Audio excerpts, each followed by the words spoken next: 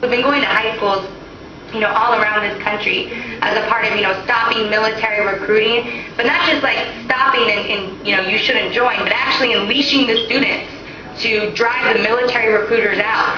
Because you have to come out there and fly.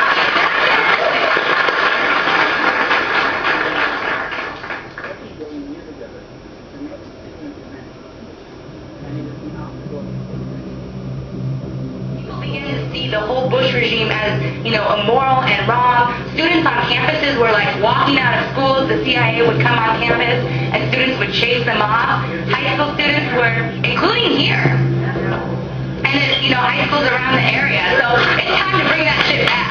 This kind of the history. I think that, people forget about, what things were like. But the problem was actually this resistance didn't go far enough, and it didn't actually break out of the confines of appealing to the powers that be. And so this is, what we need to do this time, because, one of the things that's happened is, look, Obama was the last great hope, and now we're 16 months in, and he's not only just, doing the same things Bush was doing, but he's actually doing more.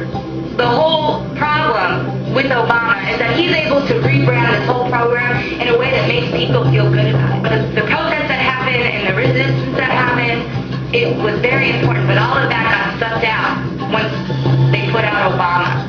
And it was a little bit of a trump card in terms of they had to figure out a way how to get people back into the fold again, how to get people back. Don't worry, things are going to be okay. And because Bush wasn't driven from power and because he wasn't held accountable for the things that he's done, his program has become codified. Now people have gotten used to living with a little bit of torture. People have gotten used to bombs being dropped on places in the Middle East, including on Palestine, and this is sort of the ethos and the morality that's been shaped, and we have to go out there and change this. It's not going to come from Congress. We can't actually look there. We're talking about a movement that's so big and so powerful and so sustained that it actually can't be ignored by the powers that be. This is the reality that soldiers are faced with, that the people of Iraq and Afghanistan are faced with, that the children are faced with, that the people living inside those houses are faced with every single day at the hands of my brothers and sisters. We saw the murder of those civilians. What you can't see is the hundreds of civilians all around that area inside their homes cowering under their tables, under their beds. What you can't see is the children that after these troops leave can't sleep at night. What you can't see is the raw sewage flowing into the streets from where the tanks have run over sewage lines. This is real. And it's happening every single day. And this is but one example in a mountain of crimes that are being done in all of your names that I was complicit in. That I am less of a man for having not resisted while I was in the military on active duty. I'll say that again. Because I think a lot of people in this country feel like the U.S. Army is someplace to go and make a man of yourself. I am less of a man today for having served in the U.S. military. These wars are racist. They're genocidal. The kinds of trainings that soldiers are going through to be capable of these horrors are real, are systematic, are well thought out, have been researched for over 200 years. Because this is nothing new to the United States of America, folks.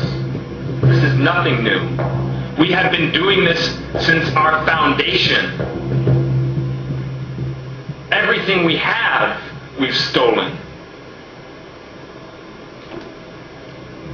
It took me a really long time to grasp this, especially having gone through the military and been traumatized by it, and then to come home and be wrapped in an American flag and told that I'm a hero.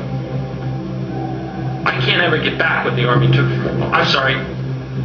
That's taking the responsibility off myself. I can't ever get back what I gave to the Army.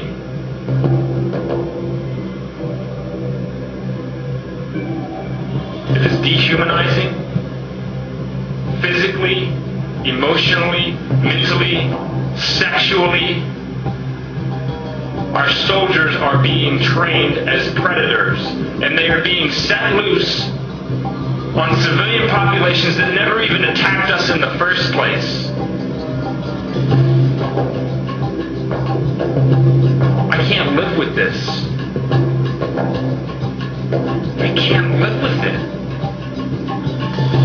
I don't know how people in this country live with it. I don't know how the Iraqis and the Afghans live with it every single day. The mission statement of the U.S. Army is to engage and destroy. To engage and destroy. There is no nation building. There is no humanitarian operations. The mission statement of the U.S. Army is to engage and destroy, and that's what we are doing. And when you turn that force loose on a civilian population, as we have done in Iraq and Afghanistan, it is called genocide. And it is a war crime. And the people of Iraq and Afghanistan have had their countries gutted by our force, absolutely gutted.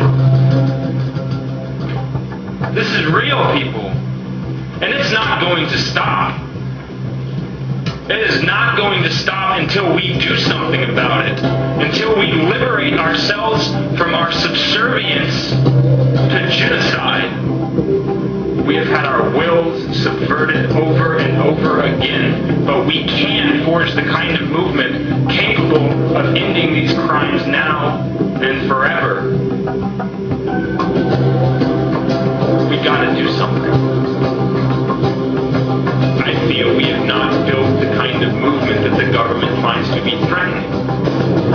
You go to peace rallies, you go to peace marches, and you see people marching around with American flags. That makes me sick. The American flag to me is a very particular brand of slavery. I was property of the U.S. government, and that flag was my master. And that's one of the reasons why about a month and a half ago, in front of 5,000 people in Washington, D.C., in front of the White House, I burnt that symbol of slavery.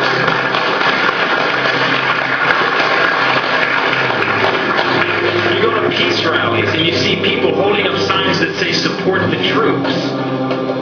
Can you really support the troops and not support the war? No, you cannot. And I say this to you as a former troop.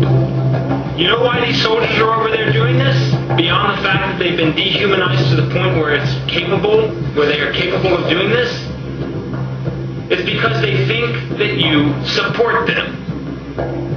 Because all they hear from the American population is, don't worry about it, GI, we support you. This is a recipe for endless war. If the troops knew that they were not supported, they would stop deploying and committing war crimes. This is a message that takes a lot of courage to represent in our current society. But knowing the realities, children, knowing the realities, we have a responsibility, not just to the Iraqis and to the Afghans, but to the young men and women who are going to carry this out. They don't want to be there. War's not a fun place. It's not, kicks. It's horrible. It's hell. But they're doing it because they think people support them. If you guys want to support the troops, you got to tell them the truth. You got to tell them that they're involved in genocide. You got to tell them that you don't support what they're doing. And you got to tell them that you don't honor the warrior and you don't honor the war. Be honest, offend people if you have to, because that's the only way to save them.